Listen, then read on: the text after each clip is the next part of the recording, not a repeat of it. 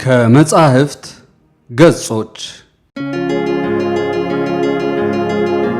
ተሸክመናታል። ደራሲ አሌክስ አብርሃም፣ ዶክተር አሸብርና ሌሎችም ከሚለው፣ ተራኪ ታምራት ሙልጌታ።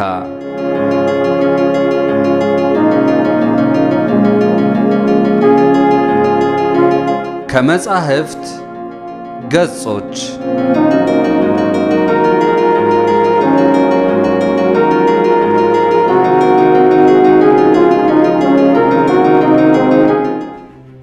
እናቴ ሁልጊዜ እንድናጠና ስትመክረን እንዲህ ትላለች። እናንተ ልጆች አጥኑ፣ ተማሩ ባካችሁ። እኔ ባለመማሬ ነው ጉዴን ተሸክሜ ዋልኩት፣ ማንበብም መጻፍም ስለማልችል። ንግግሯ በቁጭት ነበረ። አንድ ቀን ታዲያ ይህ ተሸክማ የዋለችው ጉድ ምን እንደሆነ ለማወቅ ጓጉቼ ጠየቅኳት። ማሚ፣ የምን ጉድ ነው ተሸክመሽ ዋልሽው? አወራችኝ። በደርግ ጊዜ መስከረም 2 ቀን ሕዝቡ በግድም ሆነ በውድ የድጋፍ ሰልፍ ይወጣ ነበረ። መስከረም 2 ቀን ደርግ ንጉሡን ገልብጦ ስልጣን የያዘበት ቀን ነው። በአጭር አገላለጽ መስከረም 2 የደርግ ግንቦት 20 ነበረ። ታዲያ እናቴ በወቅቱ የነበረውን የግዳጅ ውትድርና በመፍራት የመጀመሪያ ልጇን ወታደር ቤት እንዳይወስዱባት ከከተማ ወጣ ያለ አክስታችን ቤት ደብቃ ሁለተኛ ልጇን ገጠር እናቷ ጋር አልካ ሶስተኛዋ ልጇን አልጋ ስር አስቀምጣ አባቴንም ታመም ያለው በልብላ እሷ ግን ነጭ ልብስ ለብሳ ሰልፍ ወጣች። ግዴታ ነዋ።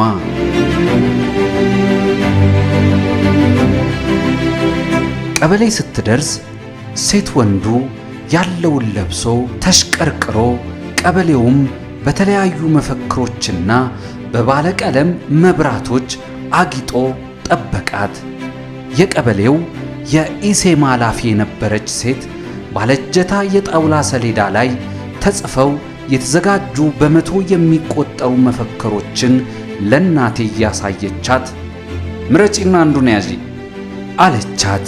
እናቴ ቀለል ያለችና በደማቅ ቀይ ቀለም የተሽሞነሞነች መፈክር መርጣ አነሳችና ወደ ሰልፉ ተቀላቀለች።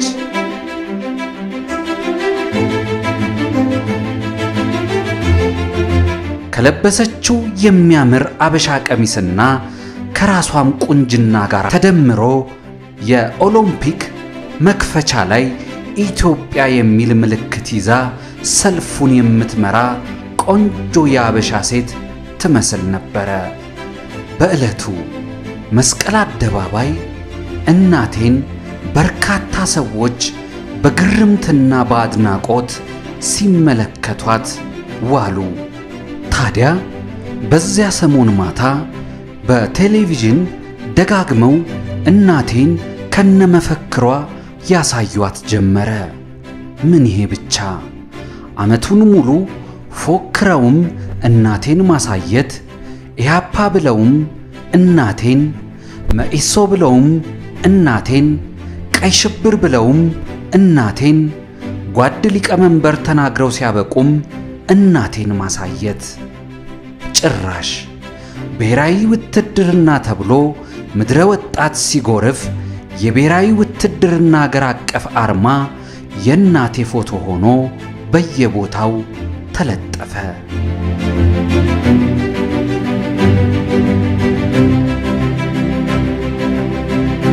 በነጭ ልብስ ተውባ መፈክር ይዛ የቆመች እናቴ የብሔራዊ ውትድርና አገር አቀፍ አርማ ሆነች። አንድ ጋዜጣ ላይ የእናቴ ፎቶ ስር እንዲህ የሚል ጽሑፍ ሰፍሮ ነበረ። አብዮታዊ ሶሻሊስት ኢትዮጵያ ነጭ ቀሚስ ለብሳ። እናቴ ታዲያ መጀመሪያ አካባቢ በቴሌቪዥን በታየች ቁጥር በቁንጅናዋ የተመረጠች መስሏት አባቴ ላይ በኩራት ትነሰነስበት ነበረ። ጓዳ ለጓዳ ስውል ቀላል ሰው አድርገህኝ እግሬ ወጣ ካለ አገር ነው የሚሰግድልኝ ትለዋለች ኮራ ብላ። አባቴ አፉን ሸርመም አድርጎ እዩኝ ማለት ደብቁኝ ደብቁኝ ያመጣል ይላታል።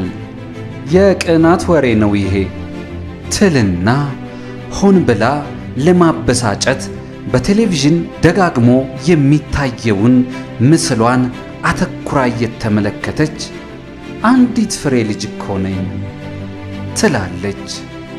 አባባ ታዲያ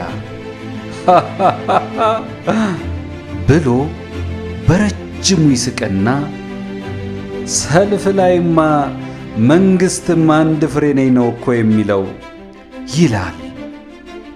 ኤዲያ እንግዲህ ፖለቲካ ልትጀምር ነው ብላ ወደ ጓዳዋ ትገባለች።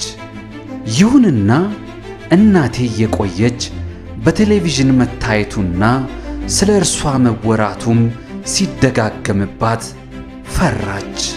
በተለይም ጓድ መንግስቱ ኃይለማርያም መስቀል አደባባይ በትልቁ የተሰቀለውን የእናቴን ፎቶ ለተሰበሰበው ሕዝብ እያሳዩ በደም ፍላት እንደዚህ አይነት ጀግና እናቶች ያሉበት ሀገር በማንም ወመኔ ከሃዲ ስትወረር እንዴት ወንዶች አልጋ ስር ይደበቃሉ? እነዚህን ቦቅባቃ ወንድ አገረዶች ቂጣቸውን በሳንጃ እያሉ ንግግር ካደረጉ በኋላ እናቴ ስጋቷ ከፍ አለ። ስጋቷን ለማስታገስ ኧረ ይሄ መፈክር ምንድነው የሚለው ብላ የተማረ ሰው ጠየቀች። መስከረም 2 ሰልፍ ላይ ይዛ ስለወጣችሁ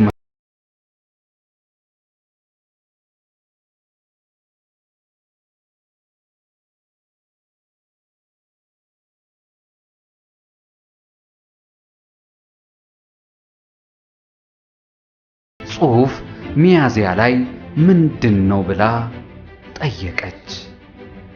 ሲነበብላት አመዷ ቡና አለ። ብርክ ያዛት።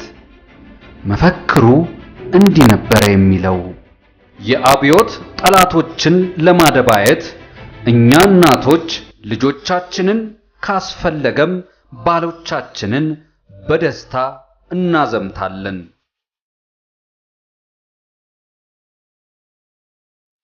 ተራኪ ታምራት ሙልጌታ